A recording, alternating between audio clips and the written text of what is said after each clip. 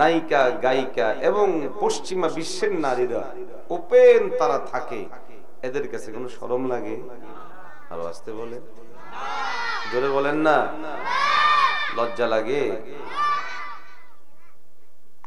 বরং এদের কাছে আশ্চর্য লাগে মুসলিম নারীরা এই বোরকা পরে থাকে কিভাবে। সারা শরীর দিয়ে একটু জায়গাও খালি নেই, পুরা শরীর এটার মধ্যে বোরকা, হাঁটে কেমনে, চলে কেমনে, দেখে কেমনে, এরা আশ্চর্য হলো এটাকে দিয়ে।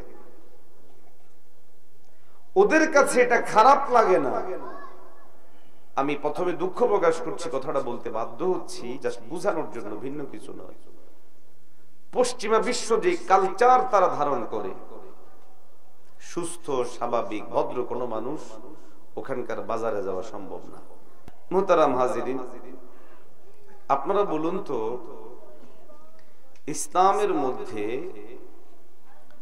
রাষ্ট্র ব্যবস্থা নিয়ে কোনো বয়ান আছে না নাই? জোরে বলেন। যেটা আছে সেটা কি মানবিক না অমানবিক? যৌক্তিক না অযৌক্তিক? বাস্তবিক না অবাস্তবিক?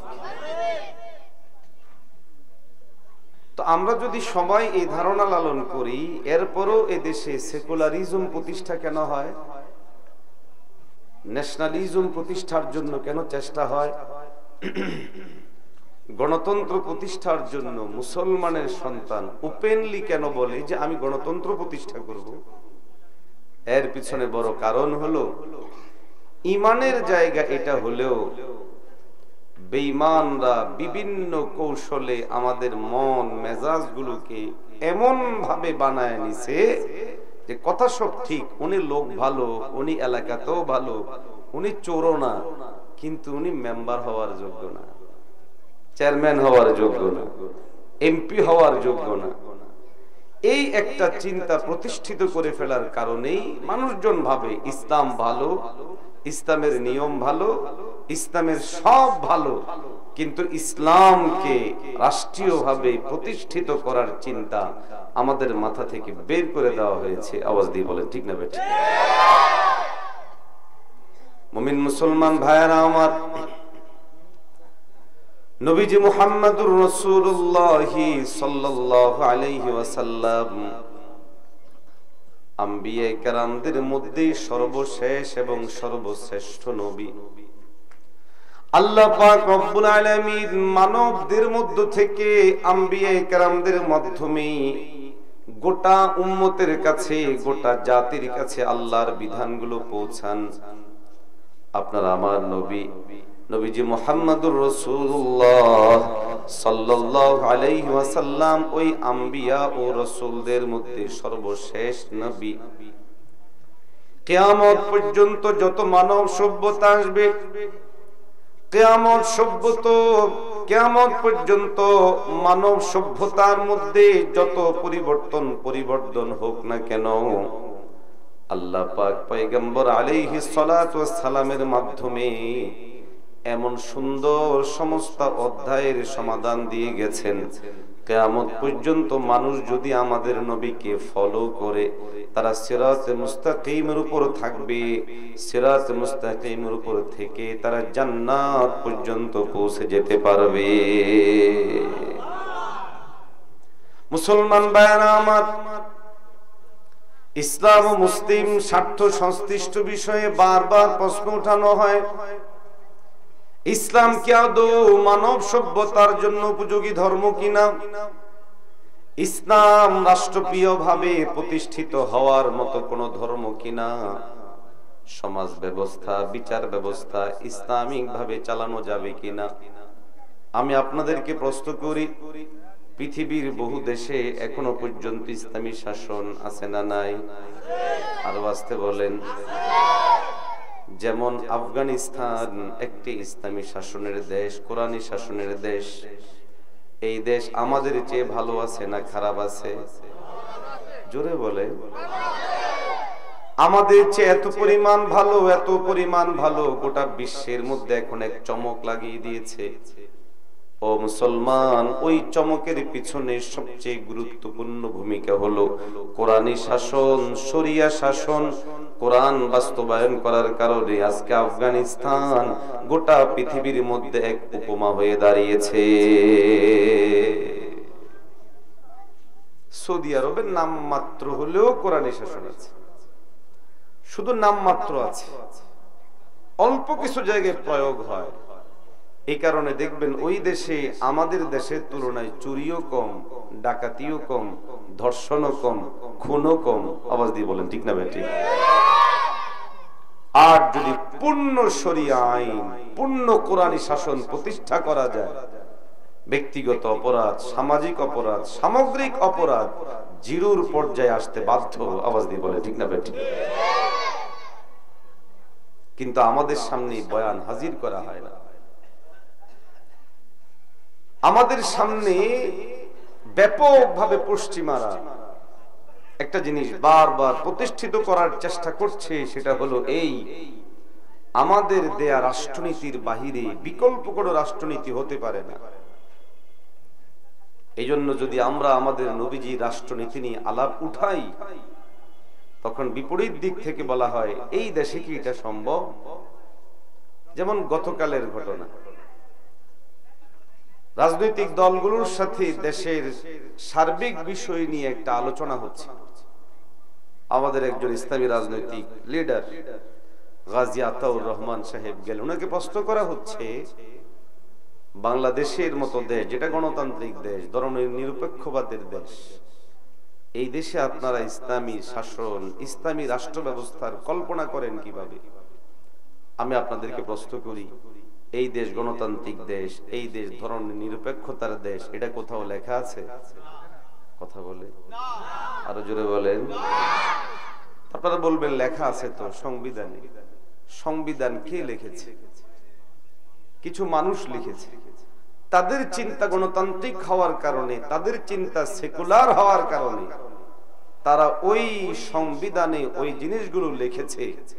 এই জায়গায় 90% মুসলমানদের যে চিন্তা ভাবনা, এই জিনিসটা এখানে প্রতিষ্ঠিত হয়নি, যার জন্য গত 54 বছর আমরা কষ্টে আছি, বিপদে আছি। আওয়াজ দিয়ে বলেন ঠিক না বেঠিক? বরং আমরা আরেকটু পিছনে গিয়ে বলতে চাই, আমাদের এই দেশ স্বাধীন হয়েছিল ধর্মের ভিত্তিতে। এই দেশের মানচিত্র নির্মিত হয়েছিল ধর্মের ভিত্তিতে। 71 এসে 47-এর সেই ইতিহাসকে মুছে দেওয়া হয়েছে। আমরা আমাদের সন্তানকে উজ্জীবিত করব যে ইংরেজ যখন এই দেশ থেকে লেজ গুটিয়ে যায়, তখন তারা যেই দ্বিজাতিতাত্ত্বিক দেশ বিভাজন করেছিল, সেই দ্বিজাতি মানে একদিকে হিন্দু, একদিকে মুসলিম, একটা ভূখণ্ডকে হিন্দুদের প্রাধান্য দিয়ে মানচিত্র অঙ্কন করে দেওয়া হয়েছে, যেটা আজকের ভারত। আরেকটা মানচিত্র অঙ্কন করা হয়েছে, যেটা বাংলাদেশ এবং পাকিস্তান মিলে। এখানকার মূল টার্গেট ছিল মুসলিমরা, ইসলাম এখানে মূল ছিল। অতএব ধর্মের ভিত্তিতে 47 সালে এই বাংলাদেশ এবং পাকিস্তানের মানচিত্র নির্মিত হয়েছে। 71-এ এসে যারা 47-এর ইতিহাসকে মুছে দিল, 71-এর পরবর্তী জায়গা থেকে যারা ধর্ম নিরপেক্ষতাবাদের চর্চা করলো, আমরা দৃঢ়তার সাথে বলতে চাই, তারা আমাদের লাখ লাখ শহীদের সাথে গাদ্দারি করেছে। আজকে 2024-এর পর আবার আমাদের সন্তানদের রক্তের বিনিময়ে, আমাদের রক্তের বিনিময়ে, ঘামের বিনিময়ে যে স্বাধীনতা অর্জিত হলো, এখানে যদি আবার ধর্মকে বাদ দেওয়া হয়, ইসলামকে বাদ দেওয়া হয়, পুনরায় গাদ্দারি করা হবে। এই গাদ্দারি হতে দেওয়া যায় না। এই গাদ্দারের বিরুদ্ধে আন্দোলন সংগ্রাম করে তুলতে কারা কারা তৈরি, একটু হাত তুলে বলে।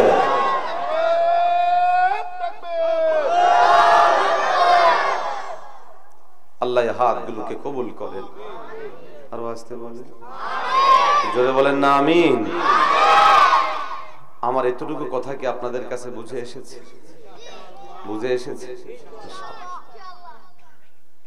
আচ্ছা আমাকে বলুন তো, আব্রাহাম লিঙ্কন যেই মতবাদ ধারণ করলো, এটা দিয়ে যদি একটা রাষ্ট্র সুন্দর চলতে পারে, মুহাম্মাদুর রাসূলুল্লাহ যে আদর্শ ধারণ করেন, এটা দিয়ে কোন রাষ্ট্র চলতে পারে না। বরং আমরা একবারই বলতে পারি, আমাদের নবীর আদর্শের সাথে এই আব্রাহামদের কোনো তুলনাই হতে পারে না। আওয়াজ দিয়ে বলে ঠিক না বেঠিক? কিন্তু আমাদের থেকে সুকৌশলে আমাদের নবীজির এই আদর্শিক জায়গাকে বিক্ষিপ্ত বিচ্ছিন্ন করা হয়েছে। হাজিরিন, এই বিষয়গুলো আমাদের ব্যাপক আলোচনা হওয়া উচিত, পর্যালোচনা হওয়া উচিত, সমালোচনা হওয়া উচিত, তর্ক বিতর্ক হওয়া উচিত। ওয়াজে ব্যাপকভাবে এই বিষয়গুলো উম্মার সামনে আসা উচিত। জুমা মসজিদে এই বিষয়গুলো আসা উচিত। আমি দৃঢ়তার সাথে বলি, ইসলাম ব্যতীত এই বাংলাদেশের এই বাঙালি জাতির মুক্তি আসবে না, আসতে পারে না। চোর যাবে, চোর আসবে, ডাকাত যাবে, ডাকাত আসবে, এদেশে শান্তি প্রতিষ্ঠিত হবে। আরো আসতে বলে, শান্তি প্রতিষ্ঠার জন্য ইসলামের কোন বিকল্প, জোরে বলে, বিকল্প। মুমিন মুসলমান ভাইয়েরা আমার, আমাদের নবী নবী মুহাম্মদুর রাসূলুল্লাহ সাল্লাল্লাহু আলাইহি ওয়াসাল্লাম আগমন পূর্ব আরব, আমাদের নবী রাষ্ট্র ব্যবস্থা গঠন করার পূর্বের আরব, আমাদের নবী শাসন ব্যবস্থা জারি করার পূর্বের আরব আর পরের আরব এক নয়, বরং ভিন্ন।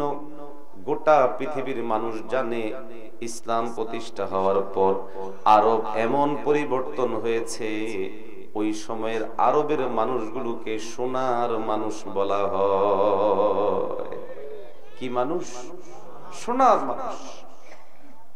প্রকৃত অর্থেই তারা সোনার মানুষ ছিলেন।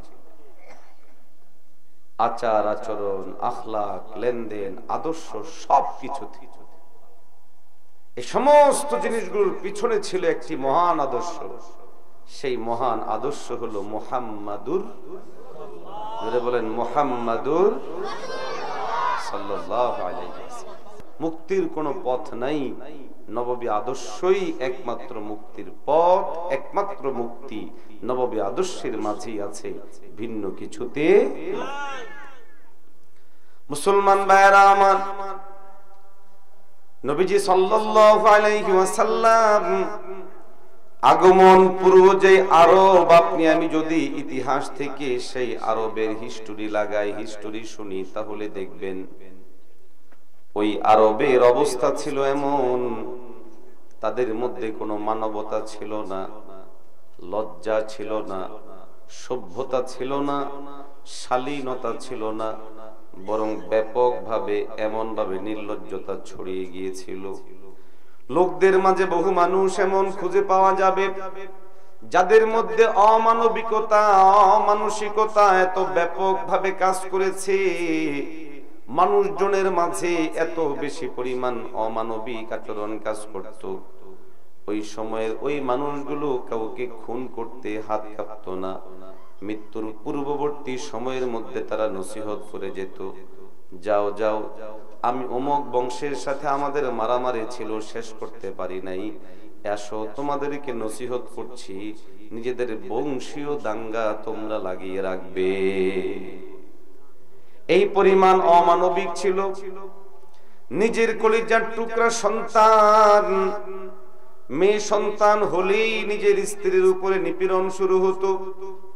যেই পরিবারে, যেই সংসারে মেয়ে সন্তান হতো, তার ব্যাপারে গোটা এলাকার মধ্যে ছড়িয়ে পড়তো দুর্নাম, বদনাম। সেও তার ওই বদনাম দূর করার জন্য মেয়েদেরকে খুন করত, মেয়েকে মেরে ফেলতো। এমন ঘটনা ইতিহাসে আছে না? না,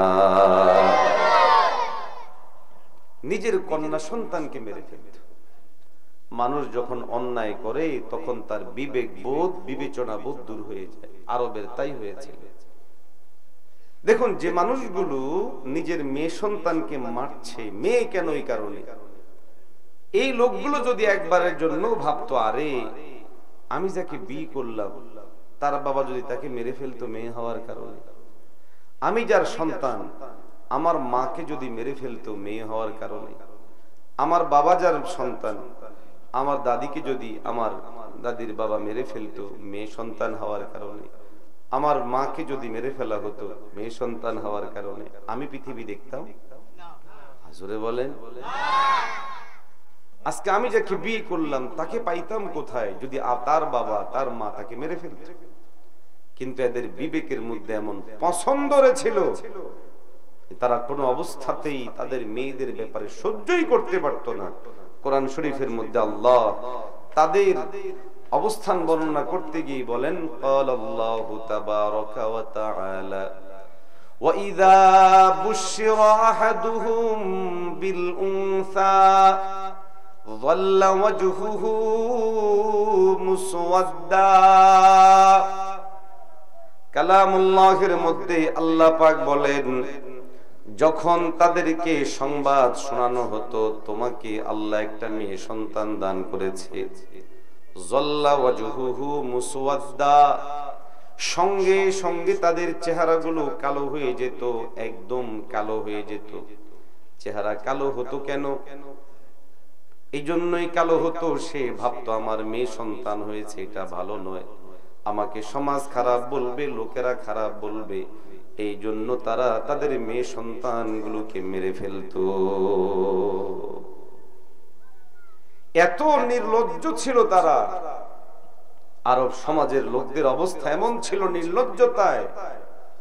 আল্লাহর ঘর বাইতুল্লাহ, যারা হজে গিয়েছেন এমন যদি কেউ থাকেন, আমি আমার কথা বলি, প্রথম যখন 18 সালে হজে যাই, আল্লাহর ঘরকে দেখার সাথে সাথে আর চোখের পানি আর ধরে রাখতে পারি যে আমি কি সেই ঘরের সামনে, যেটাকে কাবা বলে, আমি কি সেই ঘরের সামনে যেটার ব্যাপারে কালামুল্লাহের মধ্যে বলা হয়েছে আউয়ালু বাইতিন বুজিয়া লিন-নাস, প্রথম ঘর, আমি কি সেই ঘরের সামনে যেটাকে বাইতুল্লাহ আল্লাহর ঘর বলা হয়েছে, সর্বত্র যে ঘরকে কেন্দ্র করে আল্লাহ সমস্ত কিছু করেন, তো সাথে সাথে বুক চিরে কান্না বের হয়ে এসেছে। আমি কান্না করেছি, অসংখ্য হাদিস সাহেবদেরকে দেখেছি কান্না করতে।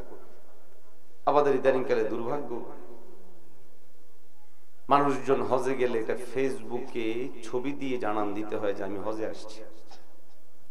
আল্লাহর ঘর তাওয়াফ করার সময় উনি ওখানে তাওয়াফ করে, বাড়িতে বিবির সাথে লাইভ মোবাইলে তাওয়াফ করা, এগুলো সব পাগলামি ছাড়া কিছু। ফেসবুক স্ট্যাটাস, সামাজিক যোগাযোগ মাধ্যমে এতটুকু হতে পারে আল্লাহর ঘরে যাচ্ছি দোয়া করবেন, অথবা আল্লাহর ঘরে আছি, যেটা জানান দেওয়ার জন্য এতটুকু কাজ হতে পারে। কিন্তু আহা, কত হাদিসে এদিকে আল্লাহর ঘর, এদিকে ছবি নিয়ে আল্লাহর ঘর ছুঁইতেছি, এটা একটা রোগে পরিণত হয়েছে। তো আরবদের যে রোগ ছিল এটা ভয়ঙ্কর রোগ। সেই রোগ কি? আল্লাহর ঘরের সামনে তারা যখন যাইতো তো শরীরের মধ্যে কোনো কাপড় রাখতো না, উলঙ্গ হয়ে যাইত। সুস্থ মানুষের কাজ না, অসুস্থ মানুষের কাজ। আরো আসতে বলেন, জোরে বলেন না, অসুস্থ মানুষের কাজ। নিছক একটা পাগলামি ছাড়া কিচ্ছু না, নিছক একটা পাগলামি ছাড়া কিচ্ছু না। কেন আল্লাহর ঘরে তারা উলঙ্গ হয়ে যেত? কিছু যুক্তি দিত। যুক্তি কি? এই পোশাক পরে আমি কত গুনাহ করেছি, এখন এই পোশাক পরে এই কাপড় দিয়া কিভাবে আল্লাহর সামনে যাব, আল্লাহর ঘরের সামনে যাব, এই জন্য উলঙ্গ হয়ে আল্লাহর ঘরের সামনে যেতে। মানুষ না পাগল? এই যুবক, কই যাও? আরে বাবা, তোমার কাছে মানুষ মেয়ে বিয়ে দিবে না, জোয়ান মানুষ এশার নামাজ পড়ে বসছে, দিয়ে আমরা দেখে দিচ্ছি, কথা হইল?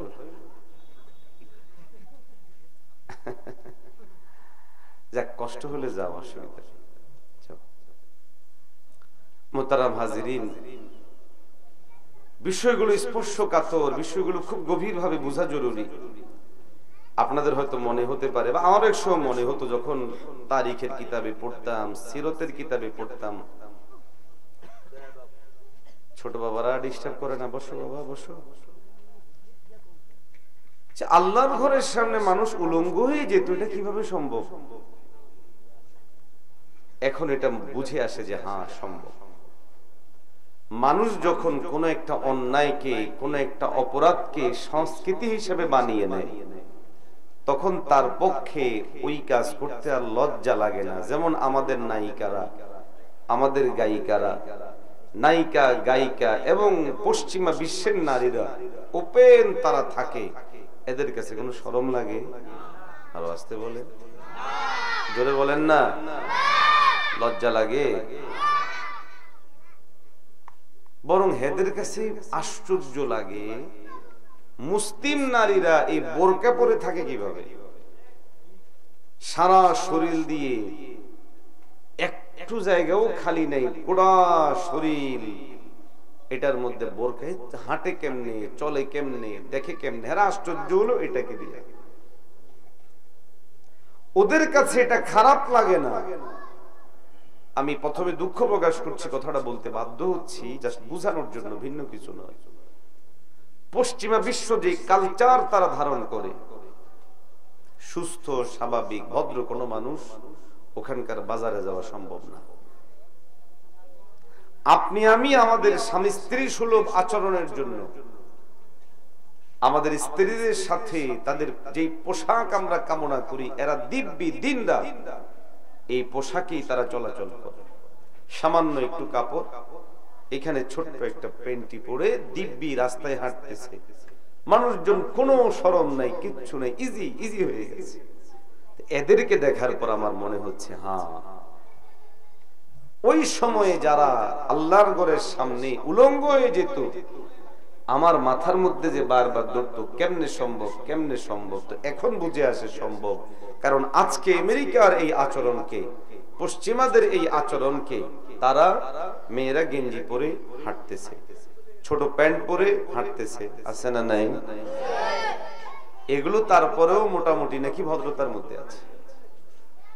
এটার চেয়েও জঘন্য নগণ্য হলো অনেক নারীরা, বিশেষ করে সি বিচ এরিয়া, যেগুলো বিচ, সামুদ্রিক এরিয়া, সমুদ্রের পার, বিভিন্ন রেস্টুরেন্ট, বিভিন্ন ধরনের শিক্ষা প্রতিষ্ঠানে তারা যখন যায়, তারা এমন পোশাক পরে যেটা আপনার আমার স্ত্রীরা আমাদের সামনে পড়তেও লজ্জাবোধ করবে। কিন্তু এদের কোনো শরম আছে? একটু কথা বলেন, লজ্জিত হয়? বরং নাম দিছি কি এটাকে? আধুনিকতা। কি নাম দিয়েছে? আধুনিকতা। আমার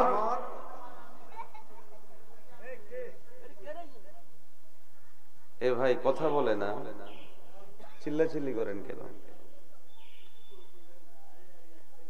আমার পড়াশোনার শেষ সময়টা আমি বসুন্ধরায় কাটিয়েছি। বসুন্ধরা রেসিডেন্সিয়াল এরিয়া বাংলাদেশে উল্লেখযোগ্য আবাসন প্রকল্পগুলোর মধ্যে একটি, যাকে উন্নত হিসেবে বলা হয়, উন্নত হিসেবে দেখানো হয়, ঠিক না? কথা বলে। বসুন্ধরা রেসিডেন্সিয়াল এরিয়া উন্নত, এতে আমি দ্বিমত নই, একমত, আপনারাও একমত হবেন। বসুন্ধরা রেসিডেন্সিয়াল এরিয়ায় বেশ কিছু ইউনিভার্সিটি আছে। ওই ইউনিভার্সিটিগুলোর অবস্থা যদি কেউ দেখে,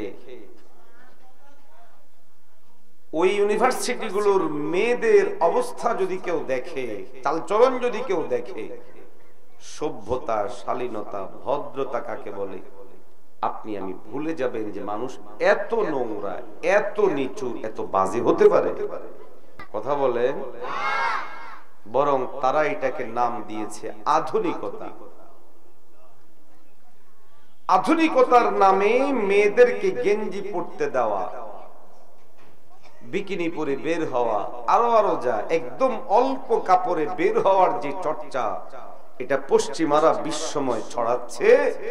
নাটক, সিনেমায় অভিনয় করার মাধ্যমে নায়িকাদেরকে দিয়ে, মেয়েদের নায়কদেরকে দিয়ে আমাদের ছেলেদেরকে একদম শেষ করে ফেলার গভীর ষড়যন্ত্র করছে। দুর্ভাগ্য আমাদের, আমরা আমাদের আদর্শিক জায়গা না বুঝার কারণে, বুঝতে না পারার কারণে ওদের ষড়যন্ত্র চক্রান্ত বুঝি না, বরং এগুলোকে সাংস্কৃতিক তৎপরতা বলি। আমি বলি এটা তৎপরতা নয়, বরং এটা ষড়যন্ত্র এবং অপতৎপরতা। আমার মেয়ে, আপনার মেয়ে, আমাদের দেশের নারীবাদীরা হুজুররা যদি বলে মেয়েদেরকে কাজে দিবেন না, তো বলে যে মহিলাদের অধিকার হরণ করা হচ্ছে। আল্লাহ দুটো জাতি বানিয়েছেন, এক নর আর এক, বলেন না, একটা হলো মেয়ে আর একটা হলো ছেলে। আমাদের জন্য পৃথিবীতে ভোগ্য জিনিস দুটো, এক হলো সন্তান, দ্বিতীয় হলো সম্পদ। আল্লাহ নারী জাতির মূল দায়িত্বে রেখেছেন সন্তানকে, পুরুষের মূল দায়িত্বে রেখেছেন সম্পদকে। এই জন্য নারীকে সম্পদ আহরণের জন্য যত মাধ্যম, এগুলোর জন্য তার বডিকেও বানায় নাই, পরিবেশকেও বানায় নাই, তার উপর কোনো দায়িত্বও দেয় নাই। সন্তান গুরুত্বপূর্ণ না সম্পদ গুরুত্বপূর্ণ? মাশাআল্লাহ, সম্পদও গুরুত্বপূর্ণ, সন্তানও গুরুত্বপূর্ণ, তবে সম্পদের চেয়ে সন্তান অধিক গুরুত্বপূর্ণ। আওয়াজ দিয়ে বলেন ঠিক না বেঠিক? এই দেশে হাজার কোটি টাকার মালিক বহু বাবা খুঁজে পাওয়া যাবে, যে তার কোটি কোটি টাকা দেখে আর চোখ দিয়ে পানি ফেলে আর ভাবে, কেন এই টাকা আমি কামালাম, কার জন্য কামাই করলাম, কি হবে আমার এই টাকা দিয়ে? কেন উনার সন্তান উনার সাথে খারাপ ব্যবহার করে, বাবাকে ছেলে ভিন্ন জায়গায় থাকে, ছেলে বাবার ন্যূনতম কোনো খবর নেয় না, শুধু এতটুকু না, বরং বাবার সাথে দুর্ব্যবহার করে, এমন বহু বদনসিব সন্তান সমাজের মধ্যে আছে না? কথায় কথা আসলো, এই জন্য বলা, ছোট্ট একটা ঘটনা, আমার এক মুসল্লির ঘটনা বলবো। বিরক্ত হচ্ছেন না তো?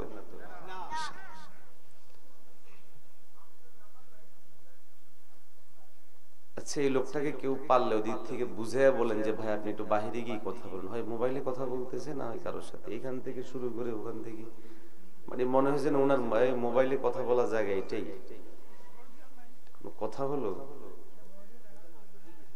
আল্লাহ আল্লাহ আমাদের সহি বুঝ দান করেন, বলি আমিন। মুহতারাম হাজিরিন, আমার এক মুসল্লি, আমি যে মসজিদে জুমা পড়াই, বাংলাদেশ শিল্প গবেষণাগার সায়েন্স ল্যাব মসজিদে, তো আমার এই বাম পাশে একজন মুসল্লি চেয়ারে বসতেন, বাকি নামাজ স্বাভাবিক পড়তেন, বুড়া মানুষ, সেই জন্য চেয়ারে বসতেন।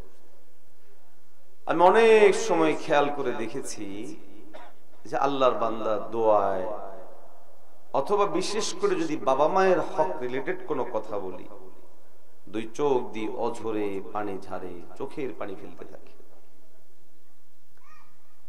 একদিন, সাধারণত আমি বিষয়ভিত্তিক বয়ান করি, সুনির্দিষ্ট বিষয় নিয়ে কথা বলি, তো একদিন আমার আলোচ্য বিষয় ছিল বাবা মাকে নিয়ে।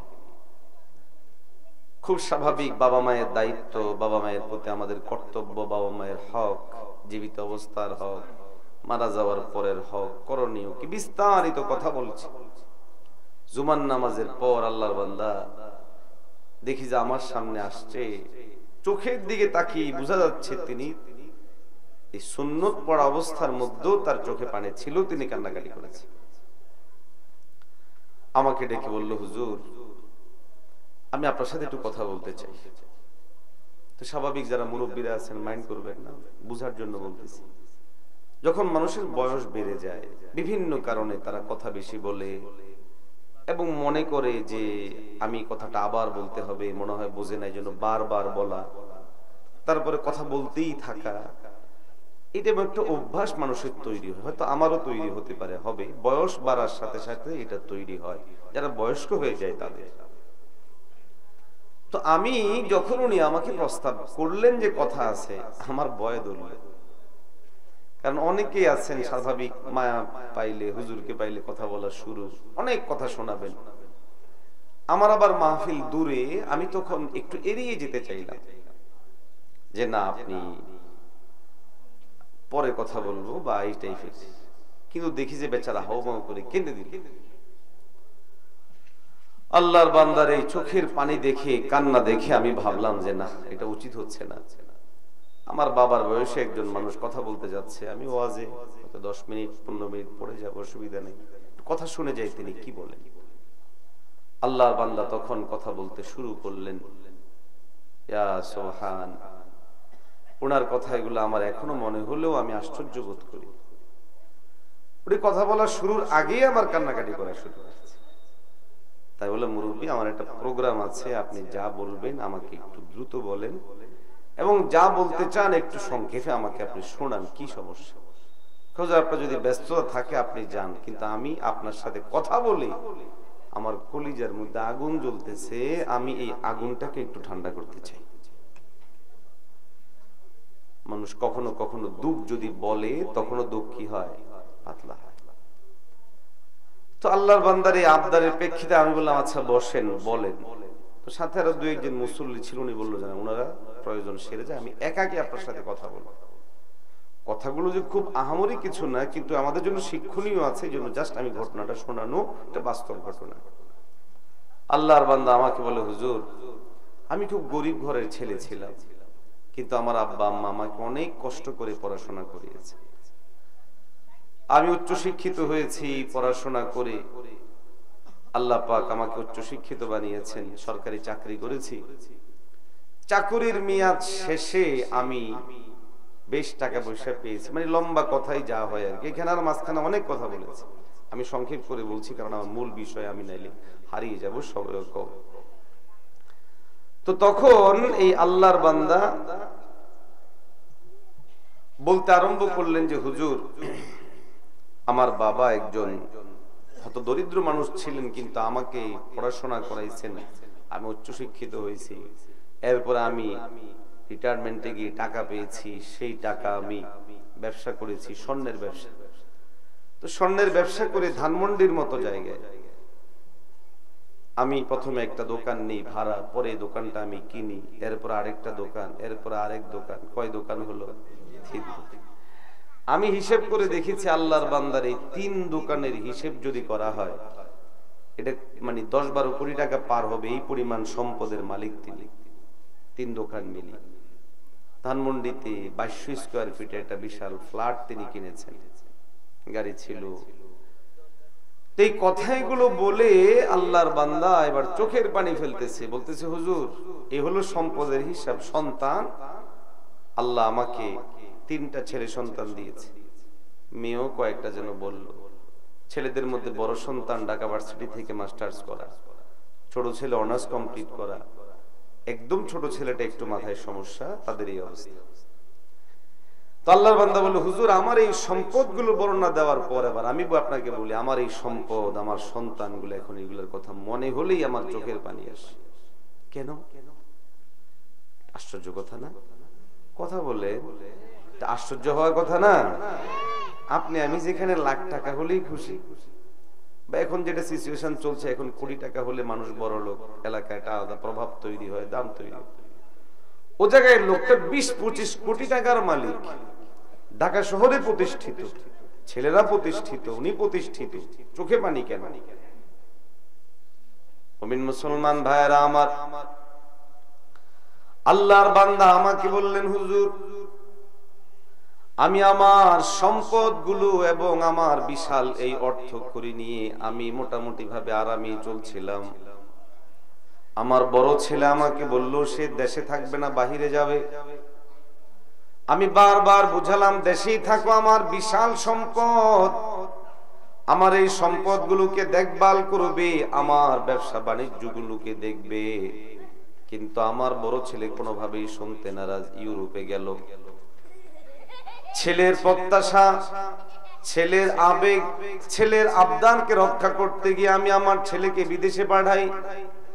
কিন্তু আমার দুর্ভাগ্য হলো হুজুর, আমার ছেলেকে বিদেশে পাঠানোর পর আমার ছেলে আর আমার রয়ে নাই। আমার ছেলে বিদেশে যাওয়ার পর আমার কাছে একটা মিনিট ফোন দিয়ে কথা বলবে এই সময় তার নাই। আমি যদি ফোন দিই, একবার, দুইবার, তিনবার, বহুবার ফোন দেওয়ার পরও আমার সন্তান আমার মোবাইল রিসিভ করে না, কথা বলে না।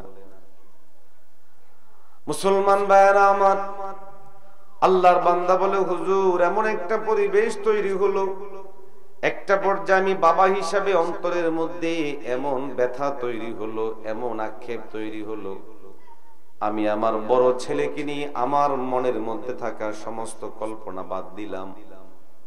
আমার মেজো ছেলেকে আমার ব্যবসার মধ্যে আনলাম। অনার্স পাস করা ছেলে, স্বর্ণের ব্যবসা খুব কঠিন কিছু নয়, আমি তার হাতে ব্যবসা বুঝিয়ে দিই। বাবা হিসাবে আমি একটু করে শান্তিতে থাকতে চাইলাম, কিন্তু অল্প দিনের ব্যবধানে আমার মেজো ছেলে আমার একটা দোকান বিক্রি করার মতো এরকম পরিবেশ তৈরি করে দিল। বয়োবৃদ্ধ মুরব্বী বলেন, আত্মীয় স্বজনের সাথে পরামর্শ করলাম কি করব। স্বজনেরা বললেন বিয়ে করিয়ে দেন, তাহলে ছেলে হয়তো ভালো হয়ে যাবে। কিন্তু বিয়ে করানোর পর ঘটনা ঘটলো পুরোপুরি উল্টো। আমার ছেলে যতটুকু আগে আমার ছিল এখন সম্পূর্ণ ব্যতিক্রম হয়ে গেল, উল্টা হয়ে গেল।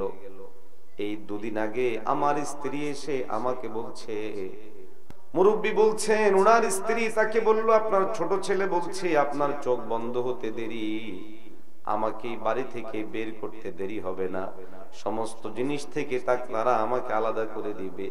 বড় ছেলে এই অবস্থা, মেজোটার এই অবস্থা, ছোটটা তো মাথায় সমস্যা, এখন আমার কি উপায় হবে? মুরব্বী বলে, হুজুর আমার স্ত্রীর এই কথাগুলো আমার হৃদয় খান খান হয়ে যাচ্ছে, আমি কি করব? ভেবে আত্মীয় স্বজনকে নিয়ে আবার বসলাম। আত্মীয় স্বজনকে নিয়ে বসার পর আমি সংক্ষেপে করে বলছি, আধা ঘন্টা 1 ঘন্টায় কথা বলছি উনি। আত্মীয় স্বজনকে নিয়ে বসার পর আত্মীয় স্বজন সহ সবাই মিলে যখন বসলেন, তো আত্মীয় স্বজনরা বলল, আপনার বড় ছেলে কি বলে আমরা একটু শুনি। মুরব্বী বলল যে হুজুর আমার মনে চায় না আমি আমার বড় ছেলেকে ফোন দিব, কিন্তু আত্মীয় স্বজনের চাপা চাপিতে একরকম বাধ্য হয়ে আমি আমার বড় ছেলেকে ফোন দিলাম। বড় ছেলেকে যখন পুরা ঘটনা শোনালাম যে তোমার ছোট ভাই এই এই ব্যবসা প্রতিষ্ঠানগুলো তো সে শেষই করে দিল, আবার এদিকে তোমার মাকে বলছে বাড়ি থেকে বের করে দিবে, তো তিনি বলেন আমি এই কথাটা বলতে দেরি, আমার বড় ছেলে আমাকে বলতেছে ছোট ভাই আপনাদেরকে এখনো জীবিত রেখেছে, আমি তো আপনাদেরকে মেরেই ফেলতাম। আর আসতে বলেন নাউজুবিল্লাহ, জোরে বলেন না নাউজুবিল্লাহ। টাকা কম আছে, জোরে বলেন না। ওনার টাকা পয়সা কম, অনেক টাকা, অনেক টাকা, কিন্তু এত টাকা হওয়া সত্ত্বেও সন্তান অসৎ হওয়ার কারণে, সন্তান বিপথে যাওয়ার কারণে একজন বাবা অঝরে চোখের পানি ফেলতে বাধ্য হচ্ছে। আওয়াজ দিয়ে বলে ঠিক না বেঠিক? সন্তান যেন বিপদগামী না হয়, সন্তান যেন এলোমেলো না হয়, এটার জন্যই ছোটকাল থেকে মায়েদের মাধ্যমে তাদের তাদরিব করতে হয়, তারবিয়াত করতে হয়, সন্তানকে গড়ে তুলতে হয়। এই জন্য আল্লাহ আমাদের মেয়েদেরকে যাবতীয় কাজ থেকে আলাদা করে রেখেছেন, যেন ঘরের কাজ, সন্তান সামলানোর কাজ এবং স্বামীর সেবা ঠিকঠাক মতো করতে পারে। আওয়াজ দিয়ে বলেন ঠিক না বেঠিক?